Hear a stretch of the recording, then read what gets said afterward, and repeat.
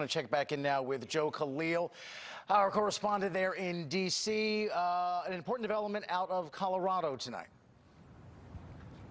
That's right. As we thought might happen, Democrat John Hickenlooper has won that Senate race, that crucial Senate race in Colorado. So that seat is now officially the first one to flip from Republican hands now to Democrat hands. Now, the reason that we thought this was a possibility was because John Hickenlooper is a pretty unique candidate in a state that has been trending bluer and bluer. Colorado, a historically purple state, is now more of a blue state, or at least on the way there. And John Hickenlooper already has won statewide there twice as governor. He's not only a popular figure there, but he has the benefit of being familiar to voters.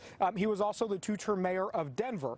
This is somebody who has a reputation for being a pragmatist, somebody who has a reputation for being able to reach across the aisle. He had that failed sort of long shot bid for president, but even then, in that group of candidates there, he was considered to be one of the more moderate ones who was willing to sort of bridge gaps, and states like Colorado certainly like that. So tough night for Cory Gardner, who lost his seat. Sometimes these things are cyclical. So this is a year that Democrats feel like they're on offense for 23 races. It was the opposite back in 2014 when Cory Gardner won his seat. There was a big red wave that night. The Senate certainly looked good for Republicans back in 2014. Cory Gardner was sort of swept in that, and he served out his term. At one point, he was considered one of the most bipartisan senators in the entire body. Not enough to get it done tonight. There was some obviously dissatisfaction for him. And if you see the numbers there, it wasn't a small margin of victory. I think they're still going to be counting votes. But this is a pretty significant victory in terms of the margin there for John Hickenlooper. Again, this was a seat that Republicans had all but given up on when we talk about fundraising numbers. So a double-digit lead there as we're looking at it now.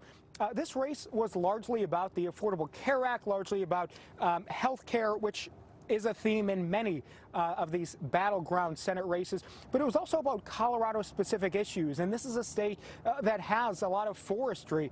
This is a state where there were a lot of environmental concerns among the voters that, frankly, they were not happy with Cory Gardner's performance in the Senate. He also, it was very famously said in a number of debates between these two and in campaign ads that he had received $2 million or so from oil and gas in donations, something that voters didn't really like, especially as you have John Hickenlooper, the governor there, talking about how important it is to be preserving their forestry and their land in Colorado. Certainly that might have had an impact here. But guys, this is a race that now we can officially call, and it's just one. We're keeping an eye on a number of other Senate races, but just one important one that is going to now give a slight edge to Democrats on the night in terms of their prospects for taking back the Senate and gaining control of the chamber.